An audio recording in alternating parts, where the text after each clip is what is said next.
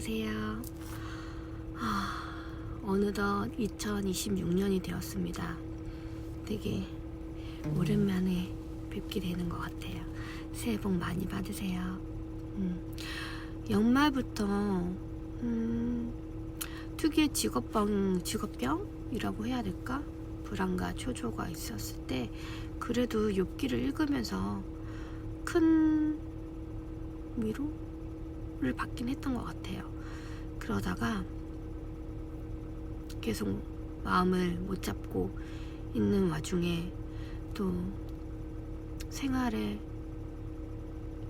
자꾸 잡히고 하다 보니 점점 말씀과 멀어진 게 아닌가 싶은 생각이 듭니다. 마음 한구석에서는 말씀을 읽어야지 하고 있었는데 잘 안 되더라고요. 근데 제가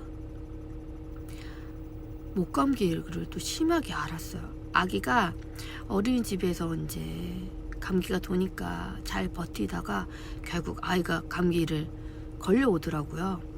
걸려와서 아이 한 2주, 3주 잘 케어를 했는데 결국에 이제 아이가 엄마 아빠에게 모든 감기 기운을 전파시키고 아이는 온전하게 나았는데 차라리 내가 아픈 게 낫지 하는 마음이 들긴 하지만 제가 목소리를 완전히 잃어서 목소리가 아예 안 나오더라고요.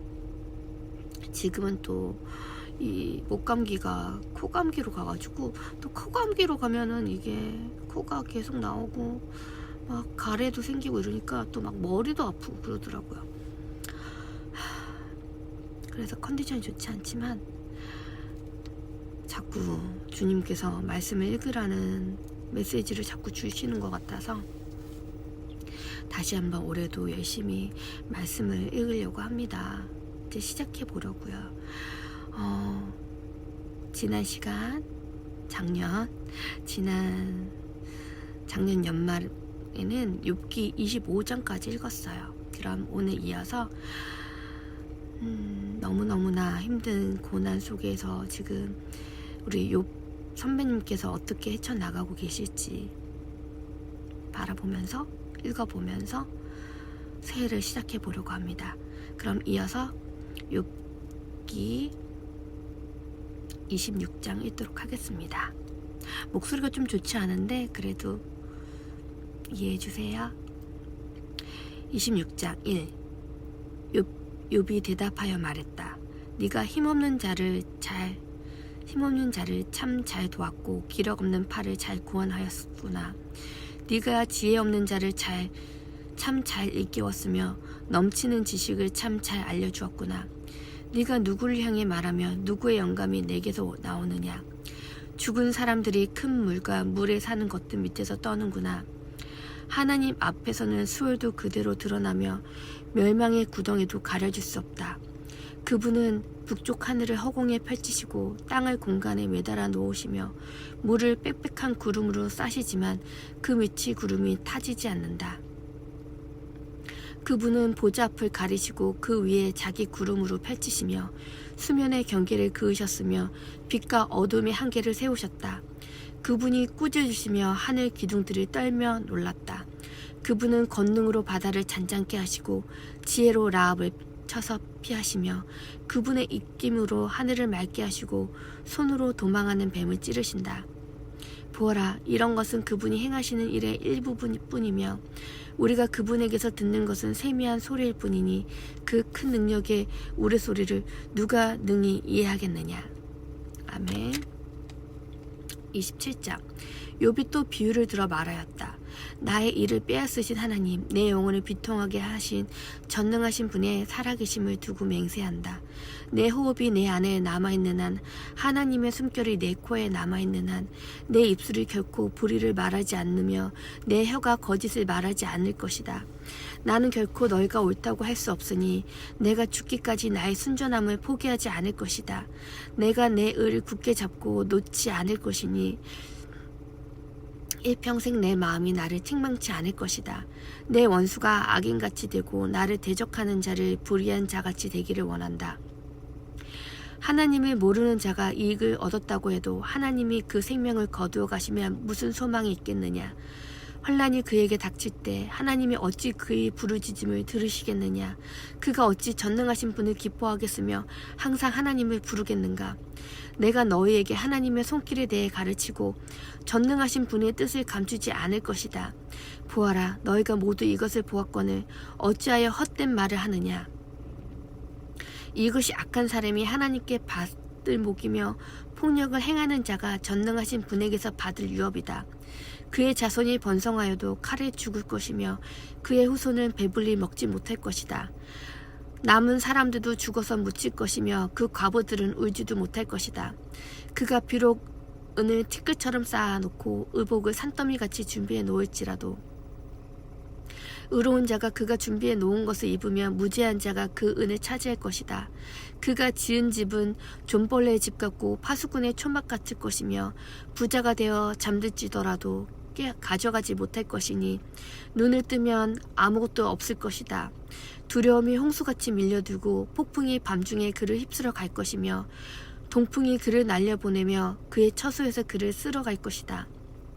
하나님이 사정없이 그를 덮치실 것이니 그가 그분의 손에서 필사적으로 도망치려 할 것이다. 사람들이 그를 향해 손뼉치며 야유하면서 그를 그 살던 데서 쫓아낼 것이다. 아멘. 28장. 은은 캐게는 곳이 있고 금은 재련하는 장소가 있으며 철은 흙에서 취하며 구리는 돌을 녹여 얻는다. 광부는 캄캄한 막장까지 파고 들어가 마침내 어두운 죽음의 그림자 속에서 광석을 찾아내니 사람들이 사는 데서 멀리 떨어진 곳, 발길이 닿지 않는 곳에 갱도를 파고서 사람에게서 떨어져 내려가며 떨며 일한다. 땅에서는 양식이 나오지만 땅속은 불처럼 뒤집어지고 있으며 땅의 돌들 가운데 사파이어가 나오고 사금도 있다. 그 길은 솔개도 알지 못하고 매도 찾아내지 못하며 맹수들도 밟지 못하였고 사자도 지나가지 못하였다. 사람이 단단한 바위에 손을 뻗쳐서는 산들을 뿌리부터 뒤집어 엎는다. 바위 가운데서 갱도를 파 들어가서 각종 보물들을 눈으로 찾아내고 시냇물이 스며드는 곳을 막고 숨겨진 것을 빛으로 끌어낸다. 그러자 지혜는 어디서 찾으며 명철이 있는 곳은 어디인가. 사람이 지혜의 가치를 알지 못하니 사람이 사는 땅에서는 찾을 수 없구나. 깊은 물이 내 안에 없다 말하며 바다도 나와 함께 있지 않다 말한다. 순금이라도 그것을 대신하여 줄 수 없고 은도 그곳의 그 값으로 닦아줄 수 없으니 오빌의 금이나 귀한 루비나 사파이어로도 그것의 값을 매길 수 없구나. 금과 유리와 비교할 수 없으며 순금 장식으로도 그것을 바꿀 수 없고 산호와 수정은 언급할 필요도 없으니 지혜는 홍보석보다 더 나은 것이다. 에디오피아의 황옥도 그것과 비교할 수 없으니 순금으로도 그 가치를 측량하지 못할 것이다. 그러면 지혜는 어디에서 오며 명철이 있는 장소는 무엇인가? 모든 생물의 눈에 감춰져 있고 공중의 새에게도 숨겨져 있으며 멸망과 죽음조차도 우리는 귀로 그 소문을 들었다 말할 뿐이다. 하나님이 그 길을 이해하시며 그 있는 곳을 아시니 이는 그분이 땅 끝까지 살피시며 하늘 안에 있는 모든 것을 보시기 때문이다. 그분이 바람의 세기를 정하시고 물의 분량을 달아보시며 비 내리는 규칙과 천둥 번개가 치는 길을 정하셨을 때 그때의 지혜를 보시고 선포하시며 굳게 세우시고 시험하셨으며 사람에게 말씀하시기를 보아라 주님을 경외하는 것이 지혜요 악을 떠남이 명철이다 하셨다. 아멘. 29장. 욥이 또 비유를 들어 말하였다. 내가 지나간 달들과 하나님의 나를 지켜주시던 날들처럼 지냈으면 그때는 그분의 등불이 내 머리 위를 비추었고 나는 그 빛에 의지하여 어둠 속을 걸어 다녔다. 내 인생의 전성기같이 지낼 수 있다면 그때는 하나님의 친밀하심이 내 장막 위에 있었고 전능하신 분이 여전히 나와 함께 계셨으며 내 자식들이 나를 둘러 있었다. 그때는 내 발자국이 버터에 잠겼으며 바위는 기름을 수로처럼 내게 쏟았었다. 내가 성문에 나가거나 광장에 내 자리를 잡고 앉으면 젊은이들이 나를 보고 숨으며 늙은 이들을 일어나서 서며 고관들은 말을 멈추고 손으로 자기들의 입을 가리며 귀인들은 소리를 감추니 그들의 혀가 입천장에 붙었다.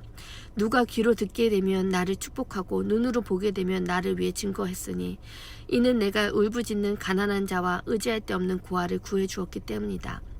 망하게 된 자가 나를 위해 축복하였으며 나는 과부의 마음도 기뻐 노래하게 하였다. 내가 의로 옷을 삼아 입었으며 내 공의는 겉옷과 모자 같았다. 나는 눈먼 자에게 눈이 되었고 저는 자에게 발이 되었으며 가난한 자에게 아버지가 되었고 내가 알지 못하는 자의 소송을 처리해 주었으며 불의한 자가 송곳니를 부수고 그 이 사이에서 약탈물들을 빼내 주었다. 그때 내가 말하기를 나는 내 보금자리에서 죽을 것이며 나의 날들이 모래처럼 많을 것이다. 내 뿌리는 물을 향해 뻗어나가고 내 가지에는 밤새도록 이슬이 내릴 것이며 내 영에는 내게 늘 새로워지고 내 손의 활은 새 것으로 바뀔 것이다 하였다. 사람들은 듣기만 하고 나의 충고를 잠잠히 기다리다가 내가 말하면 아무도 대꾸하지 못하였으니 이는 내 말이 그들 위에 이슬같이 내렸기 때문이다. 그들이 나를 담비처럼 고대했으며 그들의 입을 벌려 늦은 비를 기다리듯 하였다. 내가 그들을 비웃어도 그들은 그것을 믿지 않았고 그들은 내 얼굴빛을 떨어뜨리지 않았다. 내가 그들의 길을 선택해주고 그들의 지도자가 되었으니 군사로 둘러싸인 왕같이 살았고 애곡하는 자를 위로하는 사람과 같았다. 아멘. 30장. 그러나 이제 나보다 나이 어린 사람들이 나를 비웃는구나. 그들의 아비들은 내가 내 양떼를 지키는 개들과 함께 둘 가치도 없는 사람들이다. 그들의 세력이 쇠하였으니 그들 손의 힘이 내게 무슨 소용이 있겠느냐. 그들은 궁핍과 기근으로 밤이면 버려지고 황폐한 땅에서 마른 흙을 씹으며 덤불 속에서 쓴 나무를 캐니 그들의 양식은 뎁살이 뿌리구나. 그들이 사람들 가운데서 내쫓겼으니 사람들은 도둑을 쫓듯이 그들에게 소리친다. 그들은 음산한 골짜기와 땅굴이나 바위 틈에서 살며 덤부숲 사이에서 울부짖고 가시나무 아래 모여있다. 그들은 어리석은 자의 자식들이고 심지어 이름조차 없는 자의 자식들로서 자기 땅에서 채찍으로 쫓겨난 사람들이로구나.